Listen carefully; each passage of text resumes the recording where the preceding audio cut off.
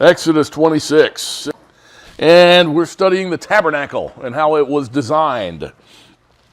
And keeping in mind, it was designed after that vision that Moses saw on Sinai.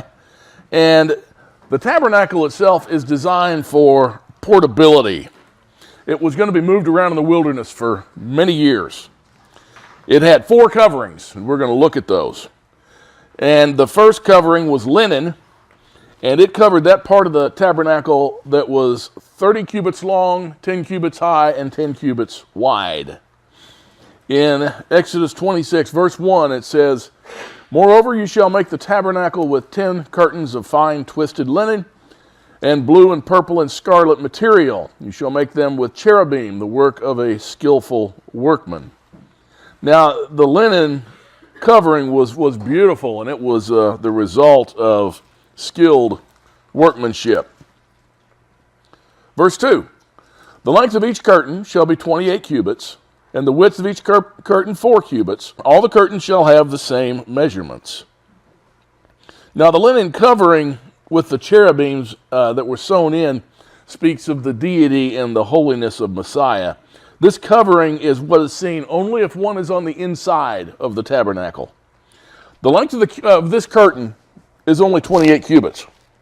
The length, that means it doesn't touch the ground. On each side, it's going to be 1.5 feet off the ground. The holiness and righteousness represented by this beautiful linen covering was not intended to touch the ground. Verse 3, 5 curtains shall be joined to one another, and the other 5 curtains shall be joined to one another.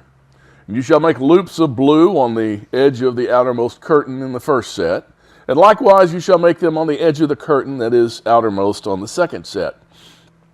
You shall make 50 loops on the one curtain. You shall make 50 loops on the edge of the curtain that is in the second set. The loops shall be opposite of each other. You shall make 50 clasps of gold, and join the curtains to one another with the clasps, that the tabernacle may be a unit. Now, this linen covering here, it was ornate, and it was the innermost covering of the tabernacle. It had 3 more coverings that go on top of it. So the beauty of the linen with the cherubs can only be seen if you're on the inside of the tabernacle. And that linen covering with the cherub, that speaks of the deity of Messiah. Verses 7 and 8. "Then you shall make curtains of goat's hair for a tent over the tabernacle. You shall make 11 curtains in all. The length of each curtain shall be 30 cubits, and the width of each curtain 4 cubits. And the 11 curtains shall have the same measurements." Now, the second covering was made of goat's hair, and it is 30 cubits long. And that covering could touch the ground, actually, because you're talking about 10 cubits wide and 10 cubits tall. The goat skins, they speak of the sacrifice that Messiah became for us. He was literally our scapegoat in order for us to inherit his righteousness. Everything in the tabernacle points to Messiah. Let me restate that. Everything does. Okay? Why would that be? Let me ask you that. Why would that be? Why would everything in the tabernacle point to Messiah? Well, he's our high priest. Also, how could the people possibly approach Elohim in that day? It would be through the tabernacle and the high priest. Yeah. Nobody can go to the Father except how? Through him. That's why this is made in this way, to be a representation, a picture of Messiah. Once again, the symbolism in Scripture, it's very, very powerful, and it's throughout Scripture. Verse 9, "And you shall join 5 curtains by themselves, and the other 6 curtains by themselves. You shall double over the 6th curtain at the front of the tent. You shall make 50 loops on the edge of the curtain that is outermost in the first set, and 50 loops on the edge of the curtain that is outermost in the second set. You shall make 50 clasps of bronze, and you shall put the clasps into the loops and join the tent together, that it may be a unit." Now, the linen coverings, there were 5 of them. They were joined together with what? Gold rings. Gold clasps. Gold speaks of what? The deity of Messiah. These are held together with brass rings. Brass speaks of judgment. Okay? That, the altar of sacrifice, it's brass. All right? That's what brass speaks of. Elohim's judgment of his people is satisfied through the sacrifice of his son. Verse 12. And the overlapping part that is left over in the curtains of the tent, the half curtain that is left over, shall lap over the back of the tabernacle. And the cubit on one side and the cubit on the other of what is left over in the length of the curtains of the tent shall lap over the sides of the tabernacle on one side and on the other to cover it. And you shall make a covering for the tent of ram skins dyed red, and a covering of porpoise skins above. Now, the third covering is one of ram skins that are dyed red. Now, the red ram skins speak of the blood sacrifice of Messiah, his spilled blood. And the fourth covering, which is very interesting, it says porpoise skins there in the New American Standard. But the Hebrew word is tahash. And this covering is going to endure 40 years in the wilderness. Now, while New American Standard says porpoise skins, a lot of the other translations say badger skins. So we don't really know what the tahash is. But it's whatever it was, it points to something strong and durable. Because that's going to be the outer covering for the tabernacle for 40 years. And, whether it's badger skins or whatever, I don't think that was very pretty. That outer covering was just meant for durability. It wasn't meant to look good at all. See, the tabernacle was not built for the entertainment of you and I or the people back then. The worshiper had to go inside the tabernacle to see the beauty of it. The outside of the tabernacle was not attractive. Well, I had to move it a lot, so yeah, you had to go inside. The beauty of the tabernacle is on the inside, not on the outside. See, the outside, not attractive. All right? It's old army tent look. All right? Nothing attractive there. It was for a reason. It points to Messiah. We're told in Scripture he was not really an attractive man, that people should go to him for that reason. Remember in Isaiah 53, the first 3 verses, who has believed our message, and to whom has the arm of Yahweh been revealed? For he grew up before him like a tender shoot and like a root out of parched ground. He has no stately form or majesty that we could look upon him, nor appearance that we should be attracted to him. He was despised and forsaken of men, a man of sorrows and acquainted with grief. And like one from whom men hid their face, he was despised, and we did not esteem him. Yeah. Oh, yeah, it's false. So you see how the tabernacle is a beautiful picture of him. We have those 4 coverings. The first covering had the embroidered cherubim, then the goat's hair, which he is our scapegoat, then the ram skins dyed red. It's through his blood that we're healed. And then the badger skins, or whatever they were, the outer durable surface, was a picture of him not being a stately, beautiful person for us to be attracted to. That was not to see the beauty of Messiah, what did you have to do? You had to listen to him and know what's inside. Okay? That's where the beauty was.